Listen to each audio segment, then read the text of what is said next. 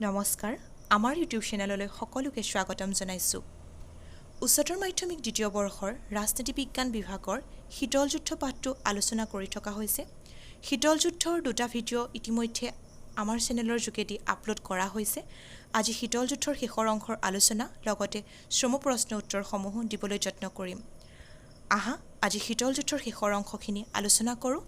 ভিডিঅ'টো শেষলৈকে চাবা ভিডিঅ'টোৰ পৰা কিবা জানিবলগীয়া থাকিলে বা কিবা সুধিবলগীয়া থাকিলে কমেণ্ট ছেকশ্যনত কমেণ্ট কৰি জনাবা লগতে আমাৰ ডেছক্ৰিপশ্যন বক্সত দিয়া ইনষ্টাগ্ৰামৰ যোগেদিও আমাৰ লগত যোগাযোগ কৰিব পাৰা আজি আমি নব্য আন্তৰ্জাতিক অৰ্থব্যৱস্থাৰ বিষয়ে আলোচনা কৰিম ইয়াৰ আগৰ ভিডিঅ'টোত আমি গোষ্ঠীনিৰপেক্ষ আন্দোলনৰ বিষয়ে আলোচনা কৰিলোঁ বৰ্তমান আমি গোষ্ঠীনিৰপেক্ষ আন্দোলনৰ শেষৰটো প্ৰশ্ন লিখিম পৰৱৰ্তী সময়ত আমি নব্য আন্তৰ্জাতিক অৰ্থব্যৱস্থাৰ বিষয়ে আলোচনা কৰিম শেষৰ প্ৰশ্নটো লিখি লোৱা গোষ্ঠীনিৰপেক্ষ আন্দোলনৰ প্ৰথম সন্মিলনত কিমানখন ৰাষ্ট্ৰই অংশগ্ৰহণ কৰিছিল উত্তৰটো হ'ব ২৬খন ৰাষ্ট্ৰই প্ৰথমখন সন্মিলনত কোন অনুষ্ঠিত হৈছিল যোৱাকালি ভিডিঅ'ত আমি দিছোঁ যে বেলগ্ৰেডত অনুষ্ঠিত হৈছিলে সেই বেলগ্ৰেডত অনুষ্ঠিত হোৱা সন্মিলনখনত মুঠতে ২৬খন ৰাষ্ট্ৰই অংশগ্ৰহণ কৰিছিলে ইয়াৰে দুখনমান ৰাষ্ট্ৰ মনত ৰাখি থবা আমাৰ ওচৰ চুবুৰীয়া আফগানিস্তান শ্ৰীলংকা যিটো সময়ত তাক জনা গৈছিলে চিয়েলন বুলি এনেকৈ ২৬খন ৰাষ্ট্ৰ আছিলে ভাৰতবৰ্ষটো এখন হয়ে দুখনমান ৰাষ্ট্ৰ মনত ৰাখি থবা এতিয়া আমি আলোচনা কৰিম নব্য আন্তৰ্জাতিক অৰ্থব্যৱস্থা নব্য আন্তৰ্জাতিক অৰ্থব্যৱস্থা যিটো ইংৰাজীত নিউ ইণ্টাৰনেশ্যনেল ইকনমিক অৰ্ডাৰ বুলি কোৱা হয় এইটো এটা চমুকৈ আলোচনা কৰোঁ যে সেই সময়ত ভাৰতবৰ্ষতেই নহয় সমগ্ৰ বিশ্বতে অৰ্থব্যৱস্থা ক্ৰমান্বয়ে ধ্বংস হ'বলৈ ধৰিছিলে যিহেতু শীতল যুদ্ধৰ আগত প্ৰথম বিশ্বযুদ্ধ আৰু দ্বিতীয় বিশ্বযুদ্ধ সংঘটিত হৈ গৈছিলে সেয়েহে অৰ্থনৈতিক ক্ষেত্ৰত এক ভাবুকিৰ সৃষ্টি হৈছিলে পৰৱৰ্তী পৰ্যায়ত শীতল যুদ্ধ হোৱাৰ লগে লগে অৰ্থব্যৱস্থা পুনৰ দুৰ্যোগৰ সৃষ্টি হ'বলৈ ধৰিছিলে অৰ্থব্যৱস্থাৰ ক্ষেত্ৰত যাতে কোনো ধৰণৰ বাধা বিঘিনি নাহক সমান্বয়ে চলি থাকক এই ক্ষেত্ৰ বিষয়টো আগত ৰাখি ৰাষ্ট্ৰসংঘই ১৯৭২ চনত এখন বিশেষ অধিৱেশনৰ আয়োজন কৰিছিলে সেই অধিৱেশনখনকে পৰৱৰ্তী পৰ্যায়ত UNCTAD বুলি জনা গৈছিলে ইয়াৰ ফুল ফৰ্মটো আহে উত্তৰ প্ৰশ্নটো লিখিবা UNCTADৰ সম্পূৰ্ণ ৰূপটো লিখা এইটো আটাইতকৈ ইম্পৰ্টেণ্ট কুৱেশ্যন হয় উত্তৰটো লিখিবা United Nations Conference on Trade and Development এই ধৰণৰ যিবোৰ সম্পূৰ্ণ ৰূপ লিখা থাকে এইবোৰ এখন পৃথককৈ লিষ্ট বনাই ৰাখি দিবা পৰৱৰ্তী সময়ত ফাইনেল এক্সামৰ সময়ত তোমালোকক অতিকৈ গুৰুত্বপূৰ্ণ হৈ পৰিব এবাৰকৈ চকু ফুৰাই গ'লে মনলৈ আহিব ইয়াক অসমীয়াত কোৱা হয় ৰাষ্ট্ৰসংঘৰ বাণিজ্য আৰু বিকাশ বিষয়ক সন্মিলন পিছৰ প্ৰশ্নটো লিখিবা কাৰ জৰিয়তে নব্য বাণিজ্য নীতি শীৰ্ষক এখন প্ৰতিবেদন প্ৰকাশ কৰা হৈছিল উত্তৰটো হ'ব UNCTAD অৰ্থাৎ ৰাষ্ট্ৰসংঘৰ বাণিজ্য আৰু বিকাশ বিষয়ক সন্মিলনৰ জৰিয়তে পিছৰ প্ৰশ্নটো লিখিবা নব্য বাণিজ্য নীতিৰ প্ৰতিবেদনত উল্লেখ থকা যিকোনো এটা লক্ষ্য উল্লেখ কৰা চমুকৈ লিখিবা পশ্চিমীয়া দেশৰ পৰা ক্ৰয় কৰা প্ৰযুক্তিৰ মূল্য হ্ৰাস কৰা হৈছে নেক্সট প্ৰশ্নটো লিখিবা যিহেতু আমি ইয়াৰ আগৰ ভিডিঅ'টোত আলোচনা কৰিছিলোঁ গোষ্ঠীনিৰপেক্ষ আন্দোলনৰ প্ৰতিষ্ঠাপকসকলৰ বিষয়ে সেয়েহে পুনৰ নকওঁ ইয়াৰ ভিতৰত যিকেইটা শ্বৰ্ট কুৱেশ্যন হ'ব পাৰে সেইটো দিম কুৱেশ্যনটো লিখি ল'বা শ্বৰ্ট কুৱেশ্যনটো বান্দুং সন্মিলনৰ মুখ্য উদ্যোক্তা কোন আছিল উত্তৰ লিখিবা সুকাৰ্ণো বান্দুং সন্মিলনৰ মুখ্য উদ্যোক্তা আছিল সুকাৰ্ণো এতিয়া আলোচনা কৰিম শীতল যুদ্ধৰ কালত ভাৰতবৰ্ষৰ ভূমিকা যিহেতু যোৱাকালি আমি ভিডিঅ'টোত আলোচনা কৰোঁতে উল্লেখ কৰিছিলোঁৱেই যে শীতল যুদ্ধৰ সময়ত ভাৰতবৰ্ষই আমেৰিকা যুক্তৰাষ্ট্ৰ অথবা ছোভিয়েট সংঘ কাকোৱে পূৰ্ণভাৱে সমৰ্থন কৰা নাছিলে সম্পূৰ্ণৰূপে গোষ্ঠী নিৰপেক্ষ আন্দোলনৰ অংশীদাৰ হিচাপে অংশগ্ৰহণ কৰি আছিলে জৱাহৰলাল নেহেৰু নিজে এই ক্ষেত্ৰত অগ্ৰণী ভূমিকা গ্ৰহণ কৰিছিলে এই ক্ষেত্ৰত জৱাহৰলাল নেহেৰুৱে দীঘলীয়াকৈ তিনিটা উক্তি দাঙি ধৰিছিল উক্তিকেইটা তোমালোকৰ পাঠ্যক্ৰমত দিয়া আছে উক্তিকেইটা ভালকৈ চাই ল'বা আমি এটা নেক্সট কুৱেশ্যন লিখি লওঁ কুৱেশ্যনটো লিখিবা শীতল যুদ্ধৰ সময়ত ভাৰতবৰ্ষৰ বৈদেশিক নীতিয়ে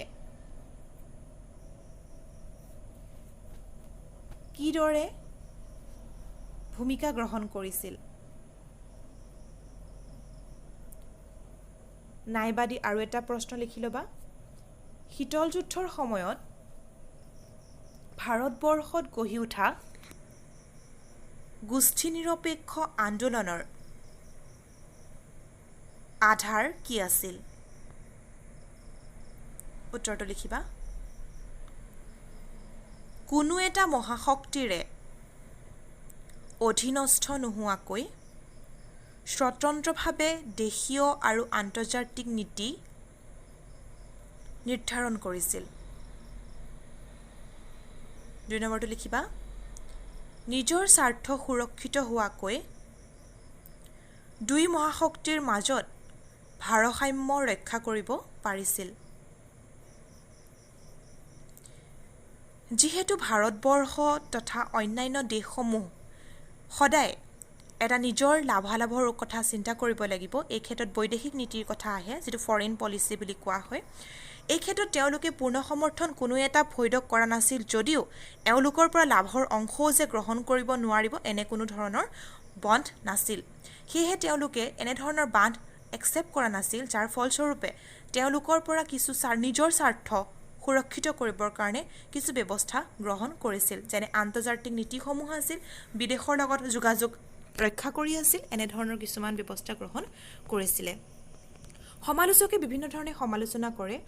এই বুলি সমালোচনা কৰিছিল যে গোষ্ঠী নিৰপেক্ষ আন্দোলন যিহেতু এটা ফৈদকো অংশগ্ৰহণ নকৰো বুলি আছিল তেনে ক্ষেত্ৰত কি কাৰণে গোষ্ঠী নিৰপেক্ষ আন্দোলনৰ যেটো মূল উদ্দেশ্য আছিল তাক উলংঘা কৰি ভাৰতবৰ্ষই কেনে ধৰণৰ ভূমিকা গ্ৰহণ কৰিছিল অৰ্থাৎ এই কুৱেশ্যনটো আহিব যে গোষ্ঠী নিৰপেক্ষ আন্দোলনৰ যিকোনো দুটা সমালোচনা লিখা বা গোষ্ঠী নিৰপেক্ষ আন্দোলনৰ সময়ত ভাৰতবৰ্ষই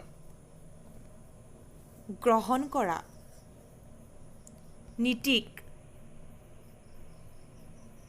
কেনে ধৰণৰ সমালোচনা কৰা হৈছে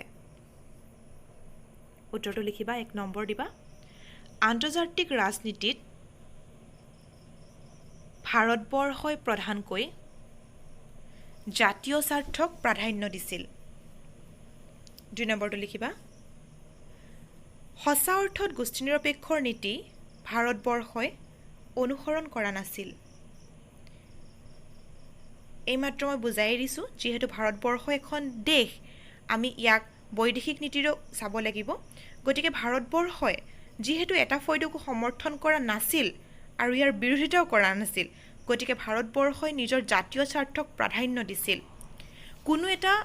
ফৈদৰ লগত প্ৰত্যক্ষভাৱে যোগাযোগ নাছিল যদিও নিজৰ স্থিতি সবল কৰি ৰখাৰ ক্ষেত্ৰত গুৰুত্বপূৰ্ণ ভূমিকা ভাৰতবৰ্ষই গ্ৰহণ কৰিছিল আৰু গোষ্ঠী নিৰপেক্ষ আন্দোলনৰ যেটো মূল নীতি আছিল সেই নীতিটো সম্পূৰ্ণৰূপে ভাৰতবৰ্ষই অনুসৰণ কৰিছিল বুলি সমালোচকে স্বীকৃতি প্ৰদান নকৰে নেক্সট কুৱেশ্যনটো লিখিবা সোভিয়েট সংঘ কিমান চনত ভাগি পৰিছিল উত্তৰ লিখিবা 1991 চনত নেক্সট প্ৰশ্ন লিখিবা সোভিয়েট সংঘ দেশ শিবিৰ বুলি জনা যায় খালি ঠাই অৰ্থাৎ উত্তৰ লিখিবা সোভিয়েট সংঘক সমাজবাদী শিবিৰ বুলি জনা যায় নেক্সট লিখিবা আমেৰিকা যুক্তৰাষ্ট্ৰক দেশ ডাল দিবা অৰ্থাৎ খালি ঠাই শিবিৰ বুলি জনা যায় উত্তৰটো হ'ব পুঁজিবাদী শিবিৰ বুলি জনা যায় নেক্সট প্ৰশ্নটো লিখিবা ভাৰতবৰ্ষৰ অৰ্থনৈতিক সংস্কাৰ কিমান চনত হৈছিলে উত্তৰ লিখিবা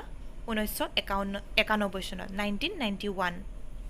এইটো আটাইতকৈ গুৰুত্বপূৰ্ণ আমি উচ্চতৰ মাধ্যমিক প্ৰথম বৰ্ষত আলোচনা কৰিছিলোঁ যেটো এলপিজি অৰ্থাৎ লিবাৰেলাইজেশ্যন প্ৰাইভেটাইজেশ্যন গ্লোবেলাইজেশ্যন এই তিনিটা ব্যৱস্থাক ভাৰতবৰ্ষত 1991 চনত সম্পূৰ্ণৰূপে একচেপ্ট কৰা হৈছিল কাৰ নেতৃত্বত মনমোহন সিঙৰ নেতৃত্বত এইটো কথা মনত ৰাখি ল'বা লিবাৰেলাইজেশ্যন হৈছে উদাৰীকৰণ প্ৰাইভেটাইজেশ্যন হৈছে ব্যক্তিগতকৰণ আৰু গ্লোবেলাইজেশ্যন হৈছে বিশ্বায়ন এইকেইটা গুৰুত্বপূৰ্ণ কথা হয় এইখিনিতে কৈ থলো নেক্সট কোৱেশ্চনটো লিখিবা 2010 চনত গোষ্ঠীনিৰপেক্ষ আন্দোলনত অংশগ্ৰহণ কৰা সদস্যৰ সংখ্যা কিমান আছিল উত্তৰটো হ'ব 118খন প্ৰথম পৰ্যায়ত কিমানখন আছিল প্ৰথম পৰ্যায়ত আছিল 26খন পৰৱৰ্তী পৰ্যায়ত ক্ৰমান্বয়ে আগবাঢ়ি গৈ 118খন হ'লহি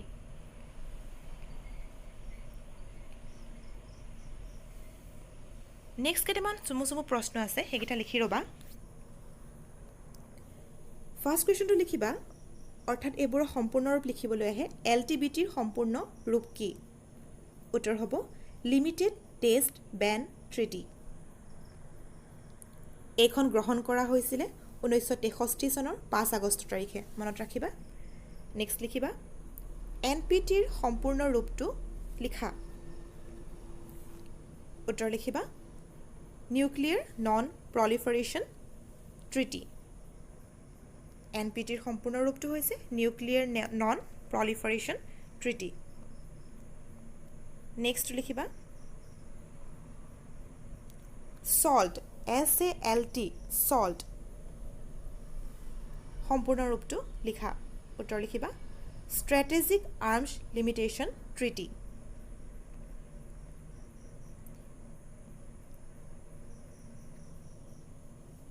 নেক্সট লিখিবা স্টাৰ্ট START স্টাৰ্টৰ সম্পূৰ্ণ ৰূপটো লিখা উত্তৰ লিখিবা strategic arms reduction treaty SALT দুখন সংগঠিত হৈছিল 1 আৰু 2 বুলি থাকে আৰু স্টাৰটো সেইদৰে দুখন আছিল 1 আৰু 2 এই দুখন মনত ৰাখি থবা এইবোৰ কেতিয়াবা চমু টুকা লিখিবলৈ আহে 2 নম্বৰত মনত ৰাখিবা এইবোৰ চমু যিবোৰ প্ৰশ্ন আছে এইবোৰ মনত ৰাখি থবা পৰৱৰ্তী প্ৰশ্নটো লিখি ল'বা 1991 চনত সোভিয়েট সংঘ ভাঙনৰ সময়ত সোভিয়েট সংঘৰ ৰাষ্ট্ৰপতি কোন আছিল উত্তৰ হ'ব মিখাইল গভাৰচেভ নেক্সট প্ৰশ্ন লিখিবা কৌশলগত অস্ত্ৰ হ্ৰাসকৰণ চুক্তি 1 অৰ্থাৎ ষ্ট্ৰেটেজিক আৰ্মছ ৰিডাকশ্যন ট্ৰিটি 1ৰ চুক্তি কাৰ মাজত স্বাক্ষৰিত হৈছিল উত্তৰ হ'ব সোভিয়েট সংঘৰ ৰাষ্ট্ৰপতি মিখাইল গভাৰচেভ আৰু মাৰ্কিন যুক্তৰাষ্ট্ৰৰ ৰাষ্ট্ৰপতি জৰ্জ বুছ যিজন জ্যেষ্ঠ আছিল তেওঁৰ মাজত সংঘটিত হৈছিল নেক্সট প্ৰশ্ন কৌশলগত অস্ত্ৰ হ্ৰাসকৰণ চুক্তি 2 কাৰ মাজত স্বাক্ষৰিত হৈছিল উত্তৰ লিখিবা সোভিয়েট সংঘ ভাগি গৈছিল যেহেতু ইয়াৰ আগতেও কৈছো যে 1991 চনত সোভিয়েট সংঘ ভাগি গৈছিল পৰৱৰ্তী পৰ্যায়ত কৌশলগত অস্ত্ৰ হ্ৰাসকৰণ চুক্তিখন 1993 চনত স্বাক্ষৰিত কৰা হৈছিল কাৰ মাজত আছিল হেতু লিখি লবা ৰাছিয়াৰ ৰাষ্ট্ৰপতি বৰিছ য়েলচিন আৰু মাৰ্কিন যুক্তৰাষ্ট্ৰৰ ৰাষ্ট্ৰপতি জৰ্জ বুছ জ্যেষ্ঠৰ মাজত স্বাক্ষৰিত হৈছিল এইখিনিতে কৈ থওঁ সোভিয়েট সংঘ যেতিয়া 1991 চনত ভাগি গৈছিল তাৰ মাজত যিমানখিনি ৰাষ্ট্ৰ আছিল যেহেতু এটা সংঘ আছিল বহুকেইখন ৰাষ্ট্ৰৰ একলগ হৈ আছিল যেতিয়া ভাগি গৈছিল পৰৱৰ্তী পৰ্যায়ত ইয়াৰ ৰাছিয়াৰহে এটা অংশ হিচাপে ৰৈ গৈছিল সেয়েহে ইয়াৰ আগলৈকে আমি সোভিয়েট সংঘ বুলি কৈ আছো আৰু 1991 চনৰ পিছৰ পৰ্যায়ত 1993 চনত আমি ইয়াক ৰাছিয়া বুলি উল্লেখ কৰিছো অৰ্থাৎ সোভিয়েট সংঘৰ পতন হৈছিল পতন হৈ ই ৰাছিয়া নামৰূপে ৰৈ গৈছিল আজিলৈ শীতল যুদ্ধৰ প্ৰশ্ন ইমানখিনি দিলো আৰু চমু আলোচনা কৰিলো পৰৱৰ্তী ভিডিঅ'সমূহত আমি ইয়াৰ পিছৰ পাঠসমূহ আলোচনা কৰিম নতুন কিবা বিষয় জানিবলগীয়া থাকিলে বা সুধিবলগীয়া থাকিলে আমাক কমেন্ট সেকশনত কমেন্ট কৰি জনাব পাৰা বা সুধিব পাৰা লগতে ডেসক্ৰিপচন বক্সত দিয়া ইনষ্টাগ্ৰাম লিংকৰ জৰিয়তেও আমাৰ লগত যোগাযোগ কৰিব পাৰা পিছৰ পৰ্যায়ত যিবোৰ সৰু সৰু চমু প্ৰশ্ন উত্তৰ ৰৈ গৈছে আমি যেতিয়া ৰিপিট কৰিম তেতিয়া ইয়াক ক্ৰমান্বয়ে একাদিক্ৰমে দিবলৈ চেষ্টা কৰিম। ধন্যবাদ। ভিডিঅ'টো শেষলৈকে চোৱাৰ বাবে ধন্যবাদ জনাইছোঁ। ভিডিঅ'টো ভাল পালে লাইক কৰিবা আৰু বন্ধুবৰ্গৰ লগত শ্বেয়াৰ কৰি দিবা। আৰু লগতে চেনেলটো ছাবস্ক্ৰাইব কৰিবলৈ নাপাহৰিবা। লগতে কাষতে থকা বেল আইকনটো দবাই দিবা। নতুন ভিডিঅ' আপডেট হ'লে ইয়াৰ যোগেদি সহায় হ'ব। ধন্যবাদ শেষলৈকে ভিডিঅ'টো চোৱাৰ বাবে।